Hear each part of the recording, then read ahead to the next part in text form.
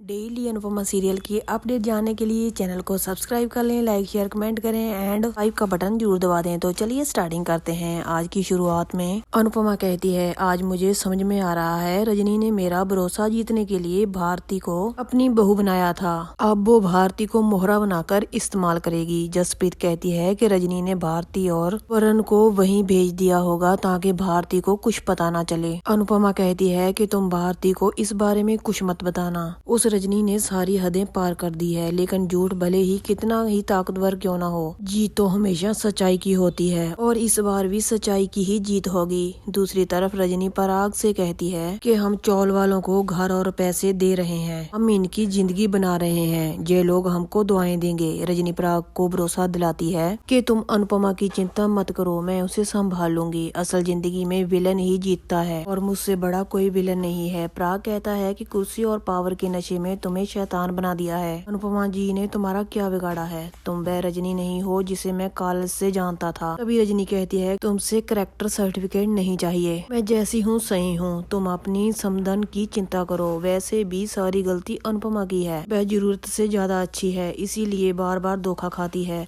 पराग कहता है कि वह धोखा खाती है लेकिन उनके दुश्मन मुंह के खाते हैं। वह जहाँ जाती है अपना नया परिवार बना लेती है। तुम में और अनुपमा जी में सबसे बड़ा फर्क यह है कि उन्होंने अजनबी लड़की को अपना बना लिया और तुमने खुद की बेटी को अजनबी बना दिया। रजनी हैरान होती है। पराग साफ कह देता है कि ये बिल्कुल भी मत सोचना कि अनुपमा जी हार मानने वाली है और वो मुंह छिपाकर अहमदाबाद चले जाएगी। रजनी कहती है कि वह कुछ नहीं कर सकती। पराग रजनी को याद दिलाता है, आज अनुपमा ने उसे हरा दिया। रजनी कहती है कि ये सब कुछ तुम मुझ पर छोड़ दो, पूर्वी छाया चौल हर हाल में गिरेगा और वहाँ पर टावर बनेगा। पराग कहता है कि बहुत जल्द तुम्हें पता चल जाएगा कि अनुपमा जी किस मिट्टी की बनी है। रजनी हैरान होती है। दूसरी तरफ अनुपमा कसम खाकर कहती है कि मैं इस चौल को नहीं टूटने दूंगी। यह युद्ध अब शुरू हुआ है। रजनी ने अब तक मेरा भरोसा देखा है, लेकिन अब वह मेरी जिद देखेगी, मेरा हौसला देखेगी। अनुपमा कहती है कि मेरे पास मेरे कान्हा जी हैं, अब पूरी दुनिया सत्य की जीत देखेगी। राही को चिंता होती है। अनुपमा साफ कहती है, अगर इस युद्ध में मेरे संबंधी बीच में आए तो मैं सिर्फ सच को देखूंगी, संबंध को नहीं।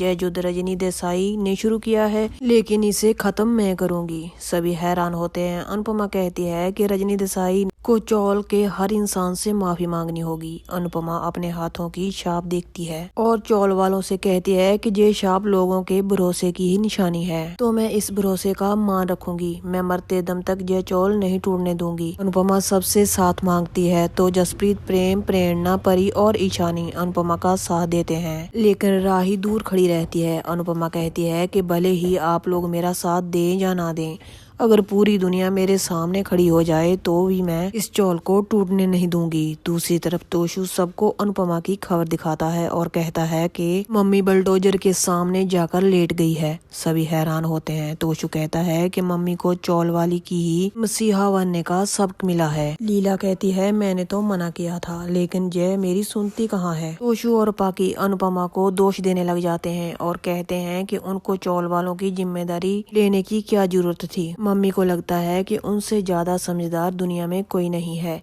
आखिर वह अनपढ़ और लूजर ही है। तभी बाबूजी कहते हैं कि अनुपमा ने तुम दोनों को जन्म देकर गलती की है। भरोसा तोड़ने वाला गलत होता है, भरोसा करने वाला नहीं। लीला कहती है कि अनुपमा को रजनी जैसी औरत पर भरोसा नहीं करना चाहिए था। बाबूजी और लीला में बहस हो जाती है। बाबूजी लीला को कहते हैं, तुम्हारा बेटा खुद धोखा करके भाग गया था, तो तुम अनुपमा के बारे में मत ही बोलो। लीला कहती है कि अनुपमा को इस झमेले में नहीं पड़ना चाहिए था। अब वह चौल वालों को रजनी और पराग अनुपमा के दुश्मन बन गए हैं। दोस्तों, आगे बढ़ने से पहले इस वीडियो को लाइक और चैनल को सब्सक्राइब कर लें और साथ ही हाइप का बटन जरूर दबा दें। दूसरी तरफ हम देखते हैं सरिता अनुपमा से पूछती है कि रजनी के हाथ में पावर है, हमारे पास में क्या है।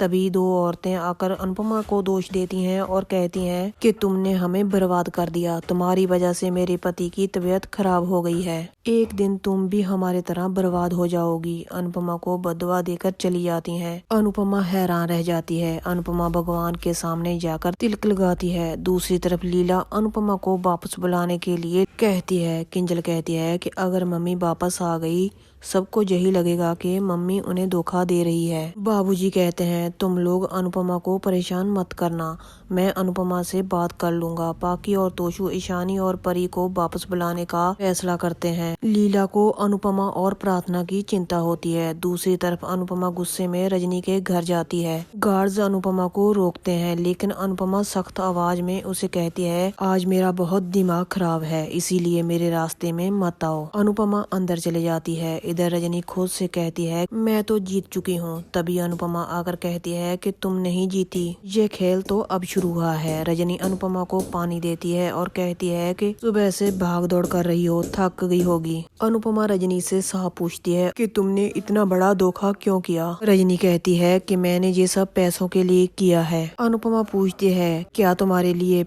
परिवार, प्यार और दोस्ती कोई मायने नहीं रखती। अनुपमा रजनी से साफ कह देती है कि मैं तुम्हारा धोखा जिंदगी भर याद रखूंगी। तुमने उन गरीब चौल वालों को उनका भविष्य छीना है, तुमने इतने सारे इंसानों का घर उजाड़ा है। क्या ऐसा करते हुए तुम्हें शर्म नहीं आई? क्या तुम्हें घर के मायने पता है? अनुपमा रजनी को घर का महत्व बताती है और कहती है कि जिस इंसान को गरीब की आय लगती है वह कभी नहीं बचता। रजनी अनुपमा की बातों को नजरअंदाज करती है। अनुपमा कहती है कि सुधर जाओ और अपनी गलती को सुधार लो, सिर्फ तुम ही उन्हें बेघर होने से बचा सकती हो। अनुपमा रजनी को चलने के लिए कहती है लेकिन रजनी अपना हाथ छुड़ा लेती है। अनुपमा गुस्से में पूछती है कि तुम ऐसा क्यों कर रही हो। तभी रजनी कहती है कि मैं तुमसे जलती हूँ। अनुपमा हैरान होती है। रजनी साफ कहती है कि मुझे तुमसे जलन होती है, मेरे पास पावर, पैसा और रुतबा है, फिर भी चौल वाले तुम्हें मानते हैं। तुम एक मामूली औरत हो जिसके पास ना पैसा है और ना ही पावर है, फिर भी तुम्हें सब लोग